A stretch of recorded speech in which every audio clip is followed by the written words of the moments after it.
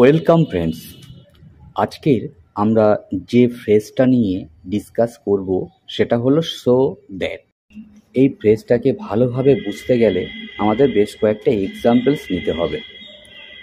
প্রথম example, I studied hard so that I could pass the exam. আমি কঠোরভাবে পড়াশোনা করছি যাতে আমি পরীক্ষায় পাশ করতে পারি। 2 নম্বর, she left early so that she could catch the train. সে আগেই বেরিয়ে পড়েছিল যাতে ট্রেন ধরতে পারে। 3 নম্বর, we save money so that we can buy a house. আমরা টাকা জমাই যাতে একটা বাড়ি কিনতে পারি। 4 নম্বর, he spoke slowly so that everyone could understand.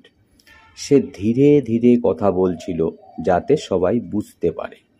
5 নম্বর, keep the door open so that fresh air can come in. দরজাটা খোলা রাখো যাতে তাজা বাতাস ঢুকতে পারে। তো ফ্রেন্ডস, এই সো দ্যাট এই যে ফ্রেজটার এর যে ব্যবহার আশা করি আপনারা বুঝতে পেরেছেন, এবং এটা জানা থাকলে আমাদের ডেলি লাইফ স্পোকেন ইংলিশে খুবই হেল্পফুল হয়ে যাবে। তো have a nice day. Thank